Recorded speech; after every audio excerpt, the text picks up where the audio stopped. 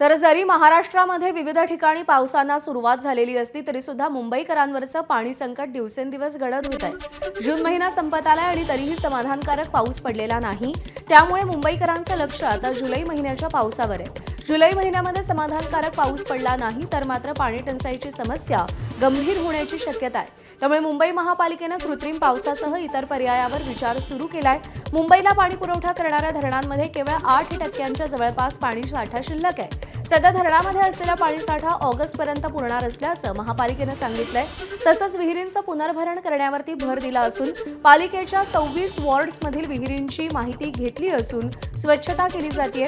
विहिरींची स्वच्छता झाल्यानंतर पिण्याव्यतिरिक्त वापरासाठी ते पाणी उपलब्ध होईल असं महापालिकेने सांगितलं।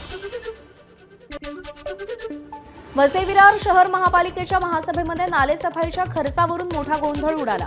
भाजप नगरसेवक गणेश पाटील यांनी मागच्या 5 वर्षातील नालेसफाईच्या खर्चाची माहिती मागितली। त्यावर प्रशासनाने दिलेल्या लेखी उत्तरामध्ये तब्बल 7,361.45 कोटी रुपये खर्च झाल्याचं नमूद करण्यात आलं। हा आकडा समोर येताच सभागृहामध्ये आश्चर्य व्यक्त करण्यात आलं, कारण महापालिकेचं वार्षिक अंदाजपत्रकही यापेक्षा कमी आहे। भाजपचे नगरसेवक गणेश पाटील यांनी यावर आक्षेप घेतलाय। दरम्यान प्रशासनाने संबंधित आकडेवारीमध्ये टंकलेखनाची चूक झाल्याचं नंतर स्पष्ट केलंय। मात्र चुकीची माहिती देणाऱ्या अधिकाऱ्यांवर काय कारवाई होणार हे पाहावं लागेल। बघा, आम्ही काय महापालिकेला दोष देत नाही, परंतु एखादा अधिकारी जर आपल्याला ही माहिती देतो, आम्ही एक लोकप्रतिनिधी आहेत आणि निश्चित वसई-विरारचे पहारेकरी म्हणून आम्हाला भारतीय जनता पार्टीने ते पाठवलेलं आहे आणि त्याच अनुषंगाने आपण कसं लोकांना जागृत करू शकतो। पण आता दुर्दैव असं की इकडच्या अधिकाऱ्यांना देखील जागृत एका लोकप्रतिनिधींना करावं लागतं, हे मोठं दुर्दैव आहे। आता मला सांगा, ही माहिती आम्हाला दिली, त्याच्यामध्ये कुठेतरी एक डेसिमल एक पॉईंट टाकताना मिस्टेक केली। वसई-विरार महापालिकेच्या महासभेत नाल्यांच्या सफाईच्या खर्चावरून झालेल्या चर्चेदरम्यान अनपेक्षित वाद निर्माण झाला। यावर चर्चा सुरू असताना भाजपचे गटनेते अशोक शेळके यांनी घनकचरा विभागाच्या उपायुक्त अर्चना दिवे यांच्याबाबत त्यांच्या आडनावावरून उपहासात्मक टिप्पणी केल्याचा आरोप करण्यात आला आणि या वक्तव्यामुळे उपायुक्त दिवे भावनिक झाल्या आणि भर सभागृहात त्यांच्या डोळ्यात अश्रू आले। हा प्रकार घडल्यानंतर सत्ताधारी महिला नगरसेवकांनी तीव्र आक्षेप नोंदवत अधिकाऱ्यांचा अपमान सहन केला जाणार नसल्याची भूमिका मांडली। दरम्यान महापालिका आयुक्तांनीही या घटनेची गंभीर दखल घेत सभागृहातील सदस्यांनी बोलताना संयम, सभ्यता आणि मर्यादा पाळाव्यात असं सांगत नाराजी व्यक्त केली आहे। नाही, काही म्हणजे चुका होत असतील, काही हो। जेव्हा एखादी महिला समोर असते तेव्हा बोलताना थोडा विचार करावा, भले त्यांची चुकी असो का, कारण आता कसं 50% महिला आरक्षण असल्यावर सभेमध्ये 50% महिलासुद्धा असतात, म्हणून विषयाला धरूनच बोलावं। कारण आपण कसं लोकांच्या समस्या सोडवण्यासाठी सभेमध्ये येतो, परंतु सभेमध्ये काय होतं, लोकांच्या समस्या बाजूला राहून काहीतरी वेगळाच विषय चालू होतो। म्हणून आम्ही नेहमी प्रयत्न करतो की विषयाला धरूनच आम्ही बोलावं, काहीतरी वेगळा विषय आणून काहीतरी वेळ फुकट जाऊन लोकांचा वेळ आपण फुकट जाऊन देतो। आपण आपला वेळ फुकट नाही, कारण याच्यामध्ये लोकांचे विषय बाजूला राहिले जातात आणि कशाचा तरी दुसऱ्याच विषयाला जास्त प्राधान्य दिलं जातं।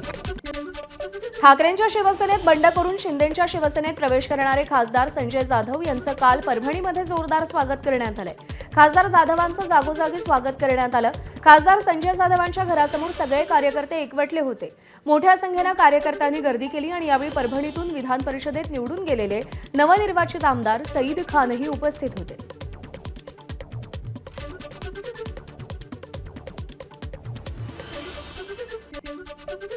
दरम्यान संजय राऊतांनी केलेलं वक्तव्य ऑपरेशन तुडवावरती नागेश पाटील आष्टीकर यांनी प्रतिक्रिया दिली आहे।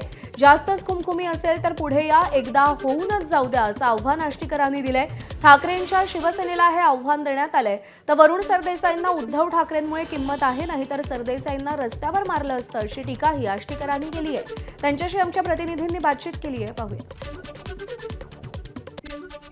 आपल्यासोबत हिंगोली लोकसभेचे खासदार नागेश पाटील आष्टीकर आहेत।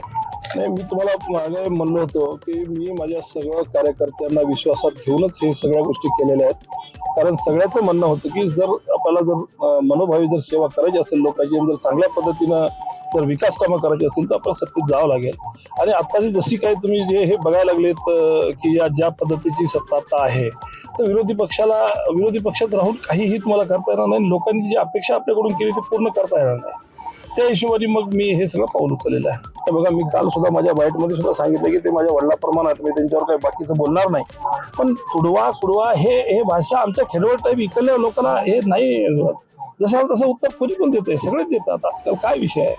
आणि माझ्यासाठी मी हमेशा संघर्षातून वर आलेला आहे. माझ्या वडील सुद्धा संघर्षातून वर आलेले आहेत आणि तुम्ही जर पाहिलं असेल तर आता म्हणजे तिसऱ्या पिढीला सुद्धा संघर्ष करावाच लागतो. संघर्ष हे आमच्या नाळामध्ये बांधलेलंच आहे. त्यामुळे त्याच्यामुळे मी घाबरत नसतो तशा गोष्टीला काही नाही. त्याचा अर्थच कळाला नाही मला पाळणा घराचा आणि याचा काय संबंध होतो. आता काय मोठे मोठे माणसं असतात ते काय काय बोलून जातात. काय आम्ही जी खेळातली माणसं हे केलं आम्हाला काय कळायला की मोठ्या मोठ्या गोष्टी.